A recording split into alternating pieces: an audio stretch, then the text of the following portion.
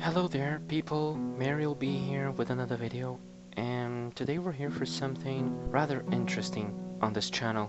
As you all may know already by this point, I absolutely love Telltale's The Walking Dead. It's a franchise of games with strong narrative and incredible characters, and everything there ever was and ever will be to this game and characters can be traced back to its origins, that being Season 1, with Lee and Clementine. Without the strong bond between these two characters, this franchise would never be what it is today. However, for every optimistic view on a franchise, there are a pack of hard truths that often enough people tend to look away. For you to understand better what I'm saying, let's talk about Telltale, the company. It is no doubt that the company made some really awful decisions throughout the years, which ultimately led to its bankruptcy back in 2018. Thank God the company is already restored and has a new title in progress, The Wolf Among Us Season 2, which I'll definitely cover here in my channel whenever it comes out. Back on topic, in a direct way, The Walking Dead Season 1 was the game that both raised the company to a higher standard and, in a really sad way, was also what brought its inherent demise. Season 1 launched Telltale to the light of mainstream gaming, both in sales and in awards. They were a little studio that did not know how to handle the management and pressure of a big studio, and also, with the game's massive success, they became greedy.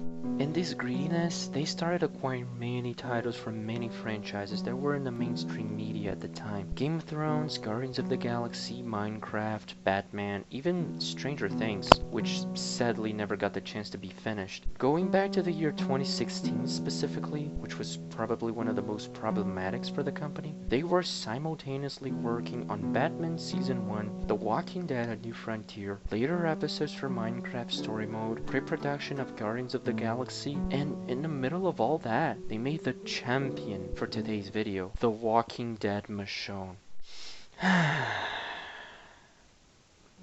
don't like this game, and most people out there might agree with me or even just not remember it, just to show how forgettable this game is. It is for sure one of the worst games in the company, and here I'll tell you why. Now, not to be completely unfair to this game, there are a few good things about it. Episode 1 is decent, to say the most. The introduction to the characters is engaging enough, and the starting point for a conflict is decently executed. Randall and Norma are actually kinda cool antagonists, though extremely underdeveloped, and Michonne in the action sequences is a complete badass. Also, this game here started the QuickTime events with Q&E, which are also used in A New Frontier. That's a plus for the game, congratulations. However, overall, this game is clearly a product of the company's bad decisions interfering in the creative process. Prior to Telltale failing at trying to market A New Frontier for new players to the franchise, they failed with The Walking Dead Michonne by trying to target the comic book and TV series audience. By focusing on a beloved character of the original franchise, badass katana swordswoman Michonne,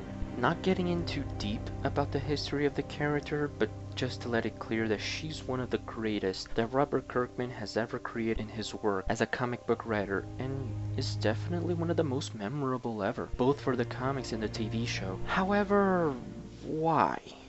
What was up for Telltale to pick her as a potential character to be explored, aside from trying to lure a new public from the TV series and the comics? I mean, haven't you ever felt like this game is just the odd one out? Not only for the Walking Dead games, I mean for the entire episodic collection of Telltale games. Telltale normally makes games, which are called seasons, that have an average 5 episodes each, and they also made DLCs in the past, for instance 400 Days for Season 1 of The Walking Dead, and 3 extra episodes for Minecraft Story Mode. The point of this is to compare that The Walking Dead Michonne is somewhat of a hybrid between a full fleshed out season and a smaller, self-contained DLC, or should we call it a mini-series as they try to market it. Was it solely a cash grab? Was it even an experimental gig? I mean, Telltale experimented in the past, right? 400 Days was an experiment, and this here kind of follows the comic book continuity, working as some sort of spin-off while Michonne was away from Rick Grimes in the main events of the comics. Now, if you're not following the thought process yet, let me rephrase it. This game is empty, bland, unsatisfying. It has really stupid characters with even dumber resolutions. It does not add anything to the main game series, even to the comics, which was their objective apparently. And it feels like it is stealing from us a slot from the franchise, while giving us a poorly made cash grab with one of the most beloved characters from the main franchise. With that, I ask you, why does this game even exist? Do you really want to know? Because the answer is maybe far more intriguing than you can imagine. Telltale had such a turmoil at management during the period the game was being developed that it is actually kinda hard to try and get all the information of what happened at the time. But there are a few things we can work with to try giving a bit of light to it all. As it isn't news to anyone these days, practically everything of weird and mysterious about this series can somehow be traced back to Season 2's cut content archives. And there's one thing in the middle of this iceberg that people too oftenly forget about. The 5, yes, people used to think it was only 3, but 5 empty episode slots for the season. Now, they weren't exactly cut, so to say. They were only placeholders in the start of it all for possible content via a DLC. But for them to put these as early as the game released is a sign that from the start they had intentions, even if blunt, to make at least one DLC for Season 2, which sadly was later transformed in the Walking Dead Michonne game. That is primarily why the game exists. They had plans, but then some idiot apparently conducted the efforts from a possible Season 2 DLC to the new miniseries targeting the comic book and TV show audience, when really, people who liked both of these and wanted to give the games a shot probably already were into it due to Season 1's success 4 years beforehand. Okay, I know what you might be thinking. So, we got Michonne, but what we could have gotten instead? Well, I really don't know for sure. We never got anything concrete about it from any of the developers. However, there are a few hints that can help us speculate about it. First of all, let's talk about Gavin Hammon, Kenny's voice actor, in case you don't know. A few times he revealed interesting plans for the games that were later cut. He revealed he recorded Kenny's death for Season 1 Episode 5, but then the writers thought this over because they wanted him alive. Then in Season 2, he revealed that Kenny was originally supposed to be the main villain, replacing Carver, exactly like I said in my Carver analysis video. Then for Season 3, he revealed he recorded another death for Kenny for Season 3 Episode 1, where he would commit suicide in a lake, and you can actually find concept art of this scene in the definitive series gallery. In the middle of all of these revelations, Gavin Hammon stated once about Season 2 that Kevin Brunner, CEO at the time, liked the idea of a Kenny DLC. So that's what the whole DLC space was about? A Kenny DLC? Maybe. I mean, actually, that's the biggest evidence we have. From there on out, all we can do is speculate. Back to Season 2's cut content, by now you almost certainly know who Incoldblood is. He used to make the Walking Dead cut content videos, but then he moved on and decided to stop making them about last year. And he made a farewell livestream commenting on his old videos. And when faced with the empty archives for possible Season 2 DLCs, he said something similar to, "For what I know, the plan here was to make a Season 2 from another perspective, with a narrative vibes similar to 400 Days and Tales from the Borderlands." Sadly, the live stream was taken down by Incoldblood himself due to copyright infringement. Now, you can question his information, but really he has a lot of backbone uncovering these contents from Telltale games, and I completely believe in his info whenever the subject is the Walking Dead games. Also, I checked in private with him a while ago, and he seems to be quite in pair with what I theorized. Anyway, now let's talk about this affirmative here.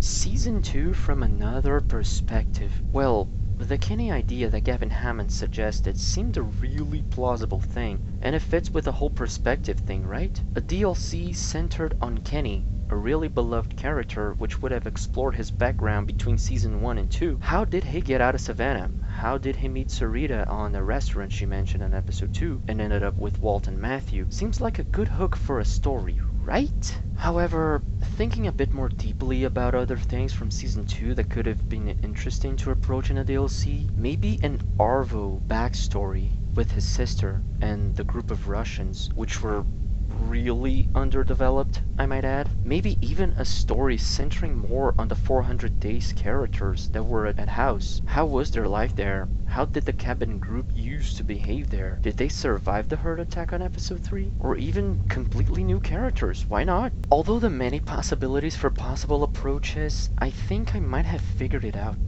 It has been in my mind actually since the first time I played Michonne back in 2016. And here goes my theory.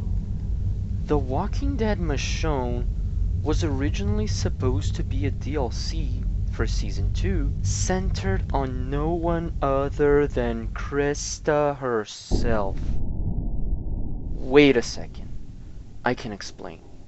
As I said, I don't have proof, but hear me out. Now, maybe I'm not the first one to have actually figured it out. It's just that I haven't seen anyone ever talking about this online, which is kind of funny for me. Please comment down below in case you heard something similar out there. Really, like, think about it. A strong black woman haunted with memories of her dead husband and children, or in Christa's case, Omid's death and the loss of her unborn baby. This would explain why the writers just kept pushing Christa aside from the main story of Season 2 so much. They supposedly were planning a DLC with her, but then it finally came the time to make it.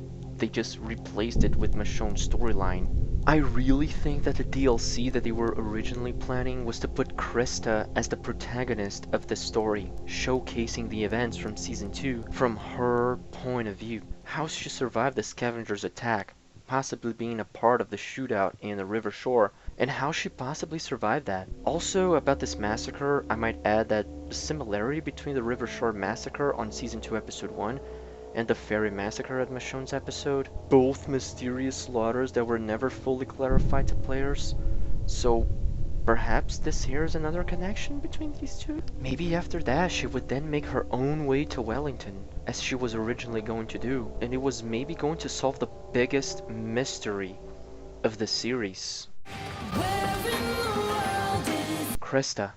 As it was also revealed by Incoldblood, originally Christa was going to have a bigger role in the season, and she was practically going to be our go-to for this season. Kinda like Kenny or even Luke acts throughout the game. They then rearranged this over, but still seemed like they were going to use her somehow in the story. But then they completely missed the mark. There were a few mentions in episodes 2 and 5 of this season about her, but from A New Frontier onwards, nothing at all. Maybe we'll see more of her in the graphic novel trilogy? Actually, never mind. If she appears in the graphic novel, they might assassinate her character as well, so forget it.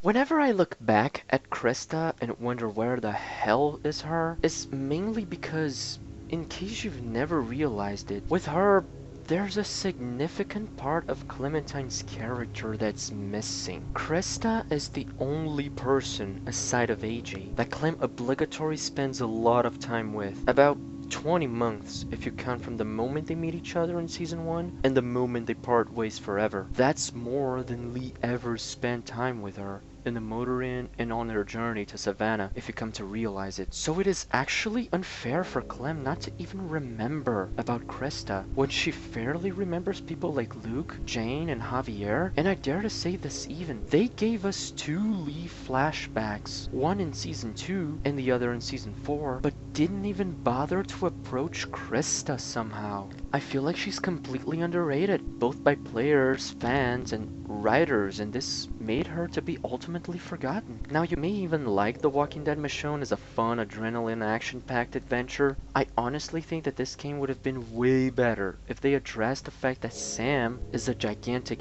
a-hole, and Norma kinda had the reasons to do what she did. But I myself would exchange everything we got from this game, only to have a decent resolution to Christa's character, whichever it might be, and see more of what happened in the 16-month gap between the events of Season 2. To see this huge and important part of Clementine's character that's simply missing. Anyway, this is it for the video today, guys. I hope you all enjoyed it.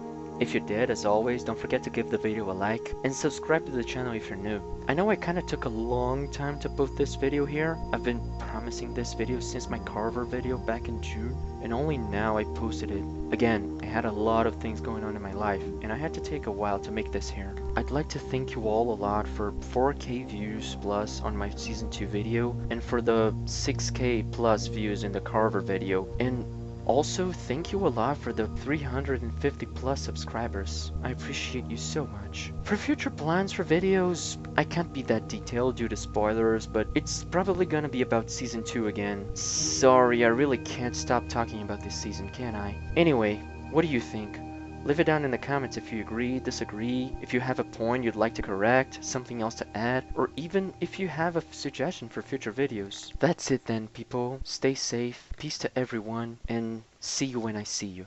Bye bye.